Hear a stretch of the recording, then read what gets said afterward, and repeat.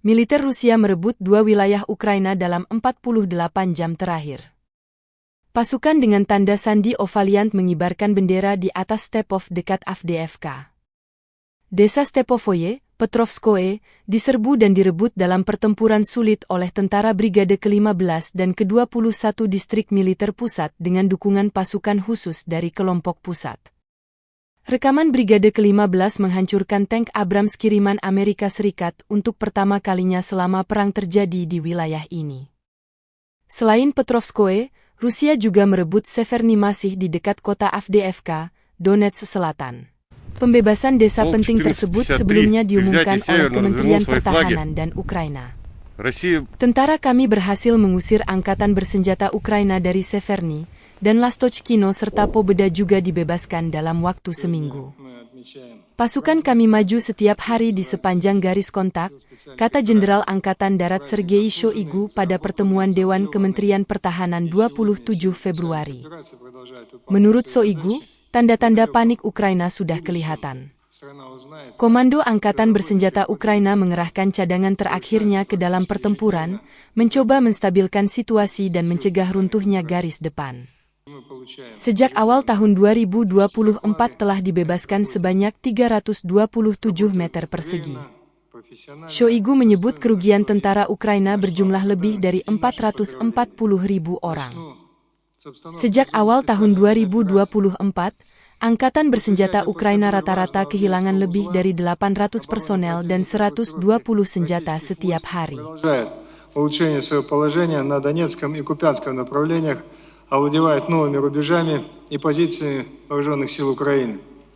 С начала года на всех направлениях освобождено от нацистов около 327 квадратных километров территории новых регионов Российской Федерации. За последнюю неделю ВСУ были выбиты из населенных пунктов Победа, Ласточкино, Северная Донецкая Народная Республика. На других направлениях российские войска непрерывно осуществляют мощное огневое воздействие на объекты украинских войск, не позволяя им восстанавливать свою боеспособность. В результате решительных и активных действий наших военнослужащих снижается боевой потенциал вооруженных сил Украины. В среднем с начала года противник ежедневно теряет более 800 человек личного состава и 120 единиц различного вооружения, в том числе иностранного производства. Всего за время специальной военной операции украинские вооруженные силы лишились свыше 444 тысяч военнослужащих. После краха контрнаступления военное командование ВСУ пытается за счет оставшихся резервов стабилизировать обстановку и не допустить развала фронта. Объединенная группировка войск высокоточным оружием уничтожает резервы противника, не позволяет ему перебросить свои силы на линию боевого соприкосновения, лишает возможности контратаковать наши позиции. В целом, это свидетельствует о бесперспективности стратегии Соединенных Штатов Америки, о сдерживании России за счет жизни украинцев и масштабной военно-экономической поддержки киевского режима. Продолжим выполнять задачи, поставленные Верховным Главнокомандующим в спецоперации до достижения ее целей. Повестка сегодняшнего заседания коллегии. Вначале обсудим, как решаются задачи обеспечения военной безопасности на центральноазиатском стратегическом направлении. Обстановка в регионе остается сложной. Наибольшая угроза по-прежнему исходит с территории Афганистана. За прошедший год численность боевиков Исламского государства выросла на 15%.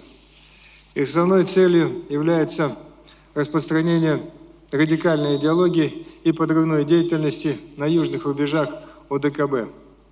Одновременно с этим ожидается почти 20% рост производства наркотиков и, соответственно, наркотрафика через республики Центральной Азии. Кроме того, в регионе функционирует свыше 100 крупных прозападных неправительственных организаций, имеющих более 16 тысяч представительств и филиалов. На фоне специальной военной операции эти НПО значительно нарастили свою антироссийскую деятельность с целью снизить военно-техническое, экономическое и культурное сотрудничество государств Центральной Азии с Российской Федерацией. Принимаем меры упреждающего характера.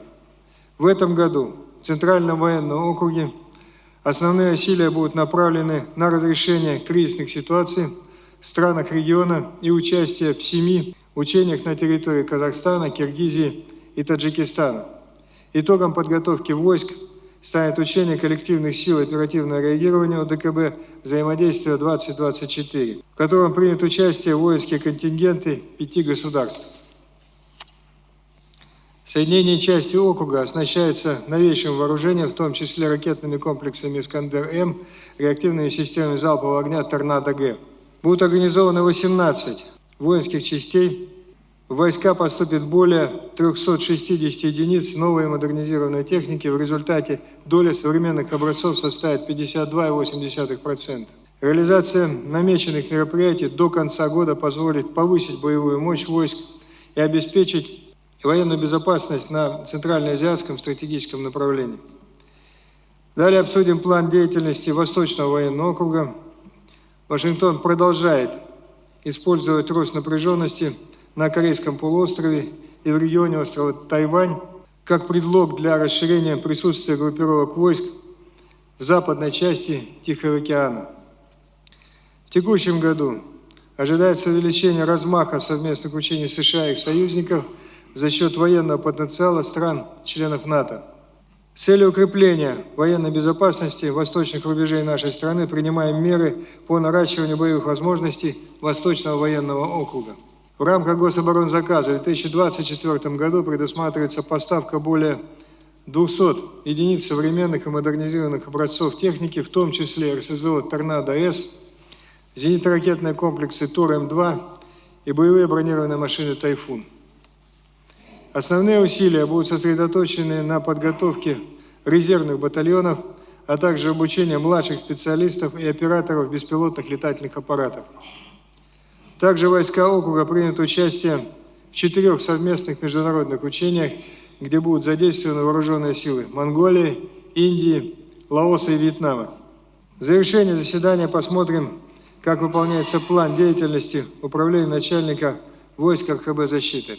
На сегодняшний день угрозы радиационной, химического и биологического характера провоцируются действием Вашингтона, который наращивает ядерный потенциал на территории европейских стран и принимает на вооружение перспективные средства доставки ядерных зарядов. Кроме того, США сформировали сеть биолабораторий для изучения свойств патогенов конкретного региона, способных передаваться человеку и вызывать пандемии. Из 330 таких объектов порядка 40 находится на территории Украины. В связи с этим в современных условиях роль войск РКБ защиты с каждым годом возрастает. В ходе спецоперации войска РКБ защиты решают особые задачи, в частности, ведут мониторинг радиационной обстановки на Запорожской атомной станции. В июле 2023 года ликвидировали угрозу биологического заражения из-за разрушения плотины Каховской гидроэлектростанции. Было обеззаражено более 1500 объектов на площади 340 тысяч квадратных метров, что позволило минимизировать материальный и финансовый ущерб. Существенный вклад в огневое поражение противника вносят тяжелые огнеметные подразделения, на счету которых выполнено более 4000 задач с начала специальной операции. Поставка тяжелых огнеметных систем с повышенными боевыми характеристиками увеличили их боевой потенциал в 2,2 раза. Высокая эффективность огнеметно-зажигательного вооружения привела к необходимости наращивания производства боеприпасов к ним. Так, выпуск неуправляемых реактивных снарядов к тяжелым огнеметным системам и реактивных пехотных огнеметов увеличена в 12 раз. В настоящее время оснащенность войск РКБ защиты современными образцами вооружения и техники доведена до 74%, а к 2027 году составит 80%.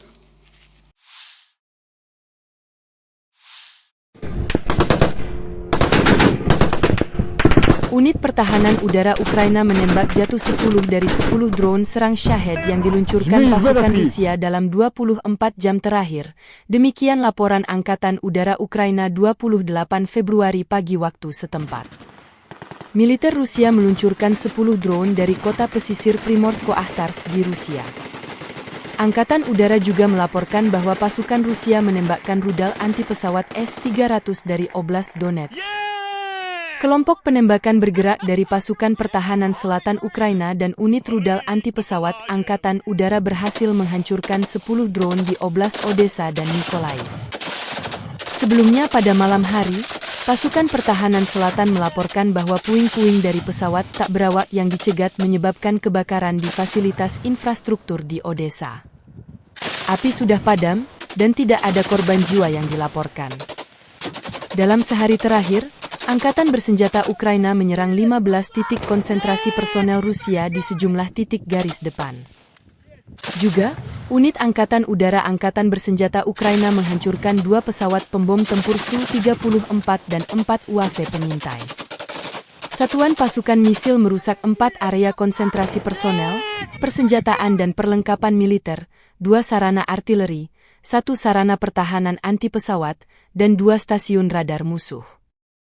Secara total, militer Rusia kehilangan 412.610 tentara di Ukraina sejak awal invasi besar-besaran 24 Februari 2022, demikian laporan Staf Umum Angkatan Bersenjata Ukraina 28 Februari.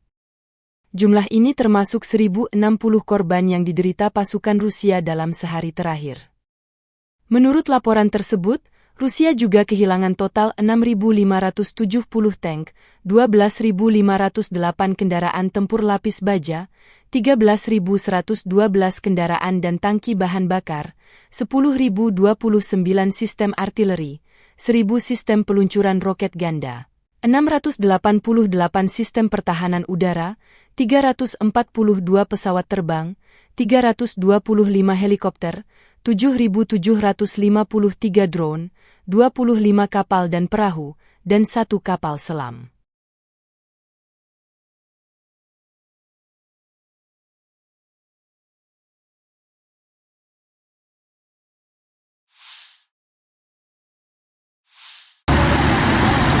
Rudal balistik antar benua, ICBM, Rusia Yars PGRK muncul di Alabino dekat Moskow untuk mempersiapkan parade militer di Lapangan Merah. Militer Rusia merilis rekaman video rudal ICBM Yars ini secara terbuka 28 Februari. Sebagai persiapan untuk parade, kolom mekanis peluncur otonom sistem rudal darat bergerak Yars berbaris dari titik penempatan permanennya di wilayah Ivanovo ke Alabino, dekat Moskow. Rute sepanjang 400 km ini melintasi jalan raya transportasi 3 wilayah, Ivanovo, Vladimir, Moskow, termasuk Jalan Raya Federal M7 dan Jalan Lingkar Moskow. Sepanjang rute, mekanik pengemudi dari 3 peluncur otonom berhenti untuk pemeriksaan rutin dan kontrol peralatan besar. Rute kolom melewati Jalan Raya Federal M7. Personil dan peralatan formasi rudal Tchaikovsky telah mengambil bagian dalam parade militer di Lapangan Merah di Moskow sejak 2008. Sebelum resmi digunakan, Yars terlebih dahulu menjalani uji coba pada 2007. Uji coba pertamanya dilakukan pada Mei 2007. Kemudian, uji coba kedua dilaksanakan pada Desember 2007 dan November 2008. RS-24 Yars yang pertama kali dinyatakan siap beroperasi adalah versi Road Mobile. Namun akhirnya, rudal ini diletakkan dalam silo. Dengan ditempatkan di silo yang sudah tidak aktif, RS-24 Yars menjadi sangat sulit dideteksi musuh. Hanya butuh waktu 7 menit bagi Rusia untuk meluncurkan rudal antar benua ini. Fakta tersebut adalah satu hal yang sangat mengancam negara lain, termasuk Amerika Serikat, AS, yang juga menggunakan sistem pertahanan misil untuk melindungi diri dan para sekutunya. Secara keseluruhan, Yars mampu beroperasi sangat baik dengan sistem berbasis silo. Panjang RS-24 Yars adalah 20,9 meter dengan diameter yang mencapai 2 meter. Sementara itu, berat rudal ini bisa mencapai 49 ton dan berat hulu ledak sekitar 1,2 ton. Yars didukung oleh mesinnya MZ-847 diesel dan mampu bergerak dengan kecepatan maksimum 42 km per jam serta jangkauan maksimum 10.500 km. Kualitas rudal ini jauh lebih baik dibandingkan dengan Tupolev SS-27. Sebab, memiliki sistem panduan yang canggih daripada sistem GLONASS dan inersia. Yang paling menakutkan rudal ICBM Yars ini bisa membawa hulu ledak nuklir.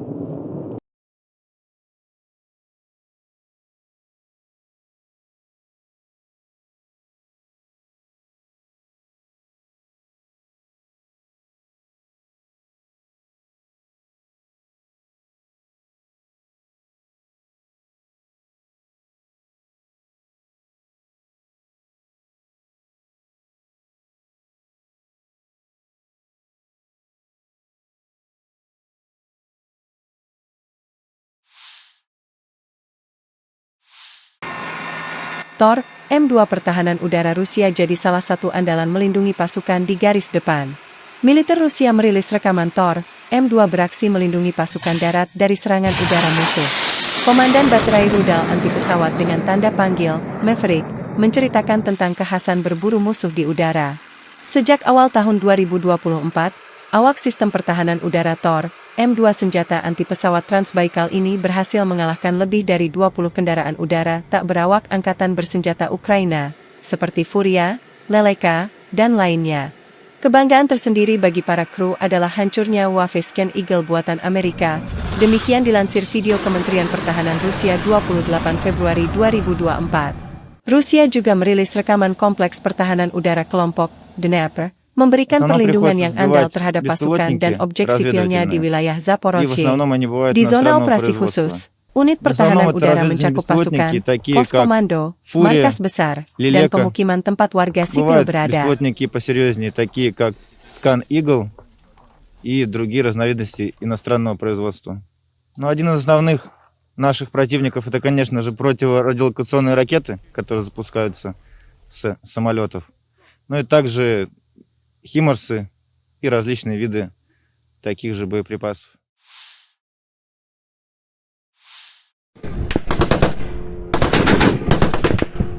Unit pertahanan udara Ukraina menembak jatuh 10 dari 10 drone serang Shahed yang diluncurkan pasukan Rusia dalam 24 jam terakhir. Demikian laporan Angkatan Udara Ukraina 28 Februari pagi waktu setempat. Militer Rusia meluncurkan 10 drone dari kota pesisir Primorsko-Akhtarsk di Rusia.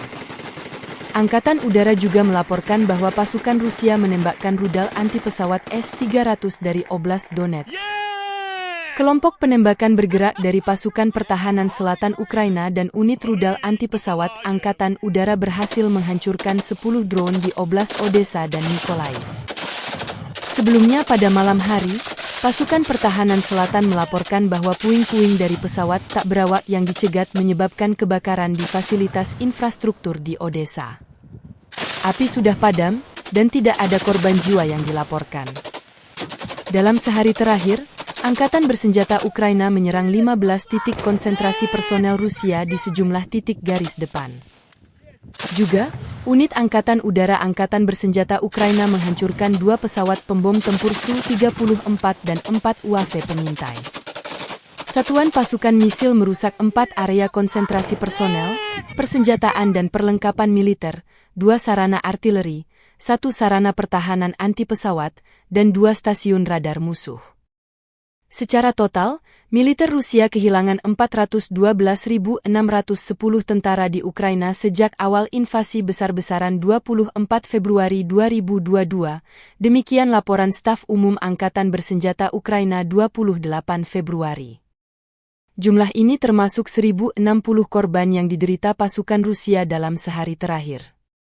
Menurut laporan tersebut, Rusia juga kehilangan total 6.570 tank, 12.508 kendaraan tempur lapis baja, 13.112 kendaraan dan tangki bahan bakar, 10.029 sistem artileri, 1.000 sistem peluncuran roket ganda, 688 sistem pertahanan udara, 342 pesawat terbang, 325 helikopter, 7.753 drone, 25 kapal dan perahu, dan 1 kapal selam.